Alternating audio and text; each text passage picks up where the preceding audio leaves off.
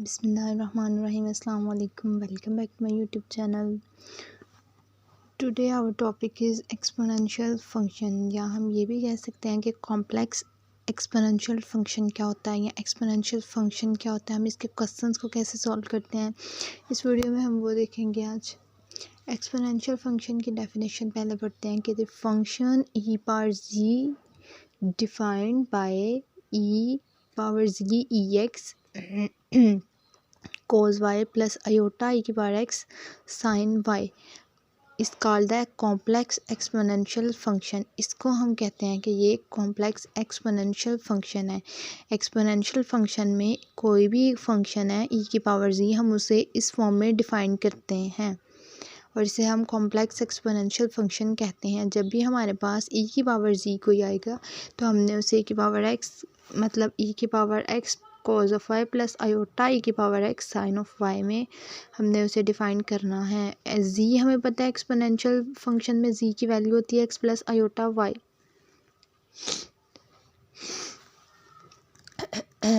तो इसकी जगह पे z की जगह पे x प्लस आयोटा y रख के हमने e की बार x सेपरेट करेंगे और आयोटा y सेपरेट करेंगे। जो आयोटा y वाला पार्ट है वो cos ऑफ y और आयोटा साइन ऑफ y वाला पार्ट है और e की बार x से मल्टीप्लाई कर देंगे। अब इसकी प्रॉपर्टीज़ देखते हैं। प्रॉपर्टीज़ क्या होती हैं? When z is real mean z equal to x plus iota zero.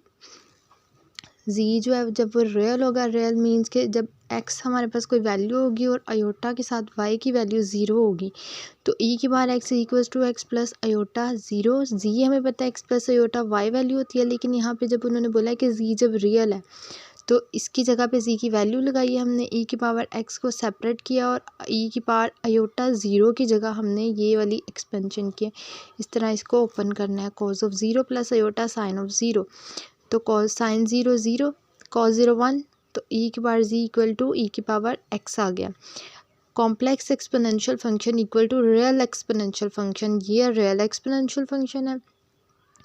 एक कॉम्प्लेक्स में हमारे पास z किसके इक्वल होता है? x plus iota y। z complex number है, x हमारा रियल नंबर है और y हमारा जो है वो इमेजनरी पार्ट है। तो इसी तरह x जो है वो अगर हम एक्सपोनेंशियल फंक्शन में x को देखें तो ये हमारे पास रियल एक्सपोनेंशियल फंक्शन होगा। Complex exponential function equal to real exponential function. Second property है e power z is entire function and d over d z e z equals to e z. For entire function we check analyticity and satisfy C R equation. Entire function के लिए हम क्या check करते हैं कि उसकी कि function हमारा एनालिटिक है या नहीं है और सी आर इक्वेशन को वो सेटिस्फाई कर रहा है या नहीं कर रहा। हम इंटायर फंक्शन के लिए ये चेक करते हैं। और entire function the function that is differentiable on the whole complex plane, जिसे हम कहते हैं इंटायर फंक्शन। कि ऐसा फंक्शन जो कि डिफरेंशिएबल है होल कॉम्प्लेक्स प्लेन पे, उसे हम इंटायर फंक्शन कहते हैं। अब नेक्स्ट है आगे कॉन्जुगेट, कि अगर हमारे पास कोई कॉम्प्लेक्स फंक्शन है उसका हमने कॉन्जुगेट कैसे लेते हैं। अगर e की पावर z का वो है कॉन्जुगेट है तो हमने e की पावर z को इस तरह एक्सपेंड करते हैं, ओपन करते हैं फॉर्मूले से। तो इसके ऊपर भी अगर बार लगी हुई है तो बार का मतलब होता है कॉन्जुगेट, तो ये जस्ट इसके साइन को चेंज कर देता है और कुछ भी नहीं करता। साइन चेंज जब पॉजिटिव था और फिर नेगेटिव हो गया। अब पीरियोडिसिटी क्या होता है? T is the period and T is apply on any function, कि टी जो है वो एक पीरियड है और टी को जब हम किसी फंक्शन पे अप्लाई करते हैं तो function will remain the same. तो वो जो फंक्शन है वो वैसे ही रहेगा जैसे वो पहले वाली कंडीशन में था। F of z is function, हमने लेट किया कि फंक्शन एफ ऑफ जी जो है वो हमारा एक फंक्शन है, ठीक है। हमने इस पे टी एक पीरियड है ना, हमने टी इसके ऊपर अप्लाई किया, इस फंक्शन पे हमने टी पीरियड अप्लाई किया और वो हमारे पास जवाब क्या आया, वही वाला फंक्शन वापस आ गया। तो real exponential function has no period. ये हमारे पास क्या होगा? ये हमारे पास क्या होगा? इसकी पीरियोडिसिटी होगी। क्या जब हम किसी फंक्शन पे पीरियड अप्लाई करते हैं और हमारे पास आंसर में वही वाला जो क्वेश्चन था वही आंसर आ जाए हमारे पास, तो ये हमारे पास इसकी पीरियोडिसिटी होगी। और रियल एक्सपोनेंशियल फंक्शन जो होते हैं ना, इनका कोई पीरियड नहीं होता। अभी पीरियोडिसिटी की हम एग्जांपल देखते हैं। एग्जांपल क्या है, F of G equals to (z+2 iota pi). अब e की पावर z+2 अयोटा पाई हमें एक्सपोनेंशियल फंक्शन की एक एग्जांपल शो किया जो कि z+2 अयोटा पाई है। हमने पहले क्या करना है, e की पावर z अलहदा कर लेना है और 2 अयोटा पाई e की पावर अलहदा कर लेना है। अब जिस टर्म में हमारे पास ये वाला जो पार्ट है ये हमारे पास रियल पार्ट है और ये वाला इमेजनरी पार्ट है, क्योंकि ये इसमें अयोटा है तो ये इमेजनरी पार्ट है। तो हमने ये याद रखना है कि जब हम एक्सपोनेंशियल फंक्शन सॉल्व करते हैं तो हम रियल पार्ट को सॉल्व नहीं करते, हम जो इमेजनरी पार्ट है उसको सॉल्व करते हैं। इस फॉर्म में cos ऑफ 2 पाई आ जाएगा और प्लस अयोटा sin 2 पाई आएगा। sin 2 पाई 0 होता है, cos 2 पाई हमारे पास 1 होता है, तो e की पावर z हमारे पास वही वाला फंक्शन आ गया। It means that f into z plus 2 pi iota equals to f of z। 2 pi iota is the period of e की पावर z। 2 अयोटा पाई ये हमारे पास क्या आ जाएगा, इसका पीरियड होगा e की पावर z का। अब हम इसकी कुछ एग्जांपल्स देखते हैं एक्सपोनेंशियल फंक्शन की, जिसकी वजह से एग्जांपल देखेंगे तो वो ज़्यादा क्लियर हो जाएगा सब कुछ। फर्स्ट पे एग्जांपल है हमारे पास e की पावर z1 e की power z2 equal to z1 plus z2। हमने लेफ्ट हैंड साइड को राइट हैंड साइड के इक्वल शो करना है। अब हमारे पास z1 और z2 है, हमने क्या करना है, हमने देखना है कि हमारे पास z किसके इक्वल होता है, x प्लस अयोटा y के। अगर हम z1 ले रहे हैं तो ये किसके इक्वल होगा, x1 प्लस अयोटा y1 के। और हमें पता है कि x1 और y1 बिलोंग कर रहे हैं रियल नंबर से। और z2 किसके इक्वल है, x2 प्लस अयोटा y2, और x2 और y2 भी बिलोंग कर रहे हैं रियल नंबर से। लेफ्ट हैंड साइड हमने कंसीडर किया z1 एंड z2, z1 ये वैल्यू, z2 ये वैल्यू, इसकी जगह पे इनकी वैल्यूज़ ये वाली लगा देनी है। हमने वैल्यूज़ लगाई। अब मैंने क्या किया कि e की पावर x1 को सेपरेट किया, e की पावर अयोटा y1 को सेपरेट किया, इसमें से e की पावर x2 सेपरेट किया, e की पावर अयोटा y2 हमने सेपरेट कर लिया। अब क्या किया, x1 और x2 वाली एक साइड पे कर ली और अयोटा वाली टर्म्स एक साइड पे कर ली, जिसमें से अयोटा y1 और अयोटा y2 है ना, इनका हमने वो वाला फॉर्मूला खोल लिया, cos y1 plus iota sin y1 cos y2 plus iota sin y2, जिसमें से cos y1 और y2 हमने सेपरेट किए और sin y1 और y2 सेपरेट कर लिए। अब क्या किया, e की बार x1 x2 ऐसे ही आ रहा है ऊपर से, तो दोनों बेसिस दोनों की सेम है और मल्टीप्लिकेशन में है तो पावर्स ऐड हो जाएंगी। इनकी पावर्स को हमने ऐड कर दिया और ये हमारे पास e की बार अयोटा y1 और y2 आ गया।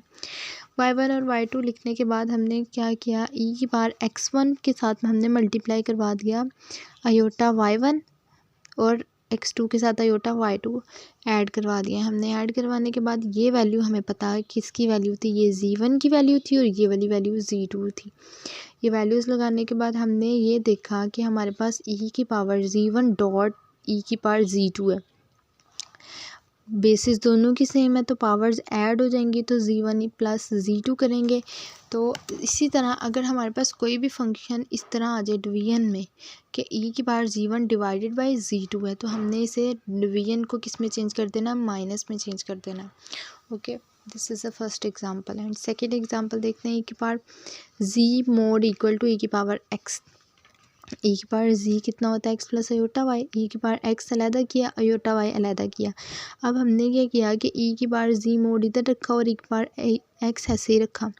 cos y plus iota sin y, इस पूरे का हमने दोनों तरफ क्या लिया, मोड लिया। दोनों तरफ मोड लेने के बाद हमने e की पावर x सेपरेट किया और cos और sin वाला सेपरेट किया। हमने क्या किया, e की पावर z e की power x cos square y plus iota sin square y, this one equal to 1 and e की power z mod equal to e की power x which is equals to right hand side. Okay, find the value of z which satisfy e की power z equal to -1। हमने किसकी value निकालनी है, z की value निकालनी है। e की पावर z कितना होता है, -1। अगर हम ये देखें ये वाला फॉर्मूला कि cos pi plus iota sin पाई हमारे पास -1 वैल्यू देता है, तो हमने -1 की जगह ये वाली सब्स्टिट्यूशन करनी है। अब z हमें पता है x प्लस अयोटा y होता है, जैसे हमने पिछले क्वेश्चन में किया है ना, e की पावर x और डॉट अयोटा y, इन दोनों को सेपरेट कर लेना है। सेपरेट करने के बाद हमने -1 की जगह cos pi plus iota sin पाई वाली वैल्यू लगा दी।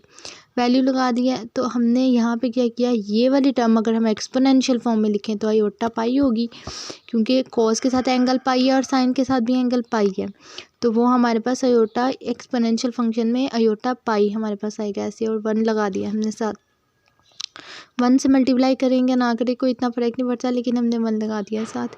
तो ई की power x equal to 1 and e की power iota y equal to e की power iota pi plus 2n pi.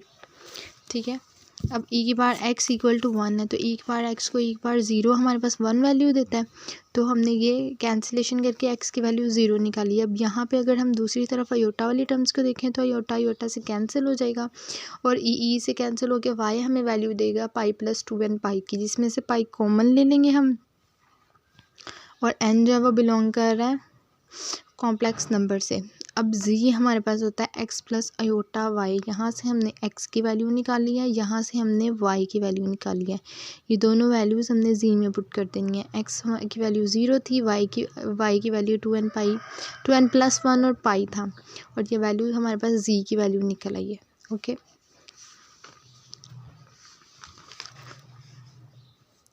Next question number 4, show that exponential 2 plus minus 3 pi iota equal to minus e2।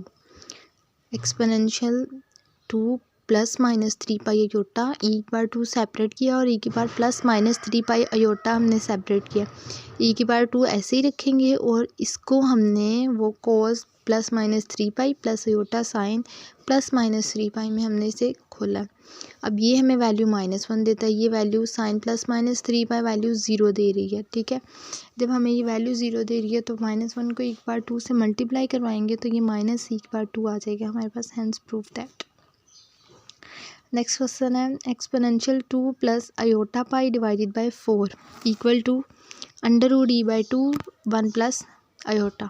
Left hand side हमने consider किया, इस 4 को 2 के नीचे भी divide कर दिया और आयोटा पाई के नीचे भी सेपरेट डिवाइड कर दिया, दोनों तरफ मल्टीप्लाई करेंगे तो ये 1/2 प्लस आयोटा पाई बाय 4 बन गई वैल्यू। एक्सपोनेंशियल फॉर्म में हमने इसे लिखा तो ई की पावर 1/2 सेपरेट कर लिया, रियल पार्ट हमने सेपरेट किया और इमेजनरी पार्ट सेपरेट किया। इमेजनरी पार्ट को हमने एक्सपेंड कर लिया एक्सपोनेंशियल फंक्शन से, और ये हमारे पास वैल्यू 1/√2 प्लस आयोटा 1/√2 वैल्यू दे रहा है ये। ठीक है, और इसी तरह एक बार 1/2 1/√2 हमने कॉमन लिया तो 1 प्लस आयोटा वैल्यू देता है। एक बार 1/2 मतलब अंडर रूट की वैल्यू है, तो इसे मैंने एक बार 2 लिख के होल का अंडर रूट कर दिया, और 1 plus iota equal to right hand side which one equals to right hand side, hence prove that.